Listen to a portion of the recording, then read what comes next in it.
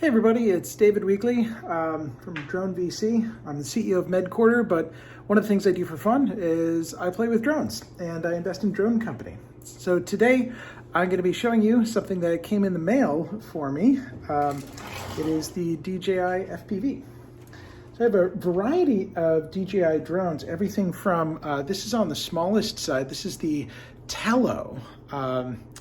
And this is a tiny little drone that's designed to be able to be flown by people who are new to drones. And even if you screw things up, the prop guards here keep the rotors from really cutting anyone too badly. And it's pretty easy to fly. Doesn't weigh very much, so it's that's pretty straightforward. And then have in here, you can't really see, this is my Mavic 2 Pro. This is Part 107 registered. I'm a Part 107 certified and current pilot. In addition to being a commercial drone pilot, I'm also a private pilot rotorcraft helicopter and private pilot airplane single engine land. I'm working on my instrument rating right now, just always trying to become a safer and better pilot. And while I was at Google, I helped stand up their drone instruction for Google employees who wanted to become commercial drone pilots, whether because they were doing that for work or elsewise. I am a bit of a DJI fan. I've got a couple other fun DJI products here. So here's the Osmo that I sometimes use for stabilizing video. Probably should have used it to shoot this. You can see that my hand's kind of shaky. I also have got the goggles here, the Racing Edition red goggles. Those are always, I'll be really honest, a huge pain to go and set up and use.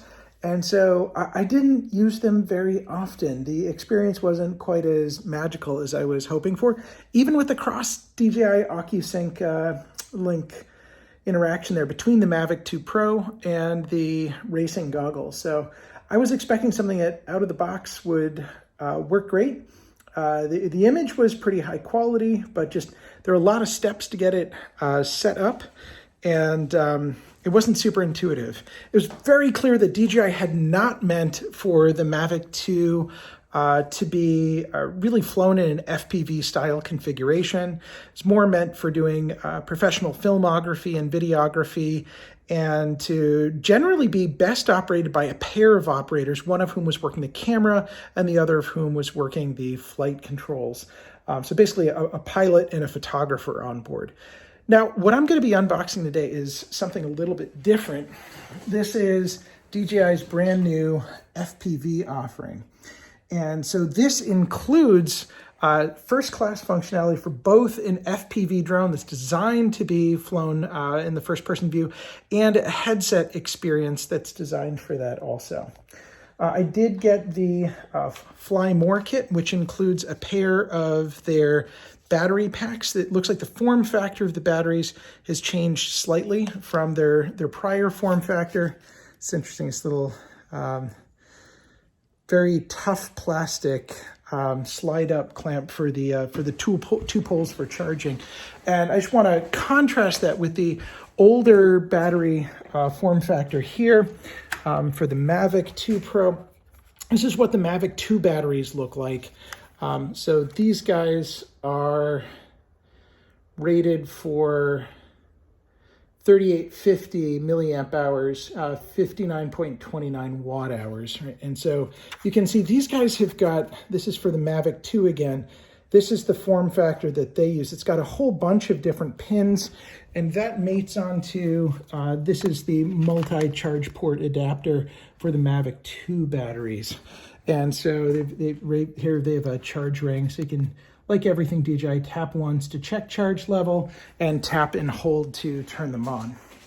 And it looks like the form factor for these guys is considerably different. There's a tiny little button at the top here to check charge level. I guess this one must be completely depleted because it's not showing anything even when I tap on the power button.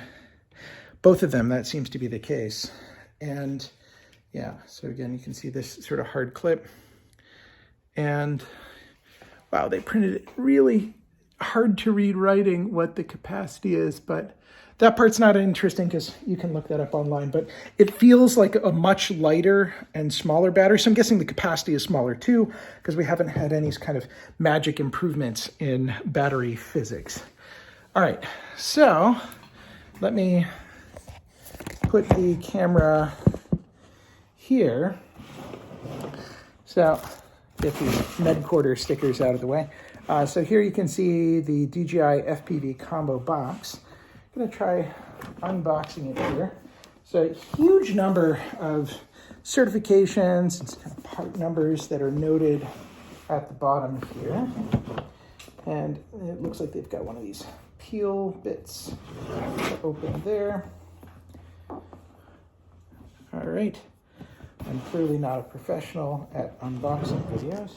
Let's see where the next release points are here. Can I do this without completely trashing the box?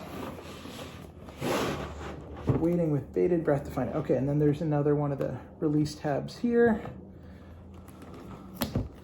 It's amazing, there are people who are very good at unboxing things without completely tearing and thrashing the box. And this is definitely not one of the skills that I've developed, but here we go. We got it open, and it looks like there's a little tear bit on the other side here. And now let's see what's inside. What do we got here? So here we have the new goggles. I guess they're gonna go on like this. We'll see if those look super fashionable. Nothing looks fashionable on me. I'm a fat, pasty, white guy, middle-aged. And here's the FPV drone itself.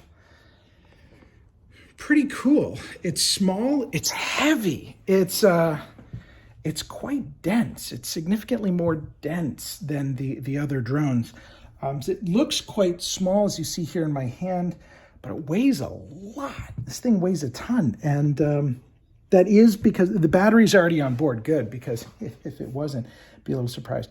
And there's, looks like these are some guards for the motor. All right, so there's some soft foam guards there. And we're gonna have to attach the rotors there. And it looks like there's a little bit to remove. Whoop. Right there. Looks like that is a hood that protects the camera. And then we've got some of these tabs, A, B, A, B. I'm guessing that is letting you know what rotor type to go and put on the FPV. And yeah, we can see here the battery is like half of this thing. It's interesting. Yeah, quite dense. All right. So I think this is the point where the remote control and accessories are located on the lower level of the box. Indeed. So here we have the remote. And by the way, I did also get the handheld remote. So we're going to try this thing out and see how that works. And here we've got a pair of propellers. I call them propellers and not rotors. That's interesting. All right, we're going to put those over here. And we have an AC power adapter. We've got the goggles. And here are a pair of B propellers. We've got our A propellers and our B propellers. We have the controller itself. It looks like I'm going to need to affix the sticks here. Slightly different control design than the prior controllers. This also feels larger and heavier. So it's definitely occupying more space in my hand. The prior version had little fold-out bits that you grab onto. Let me see if I can find you the Mavic 2 controller to compare it to. Do I have that out? Yeah, here we go.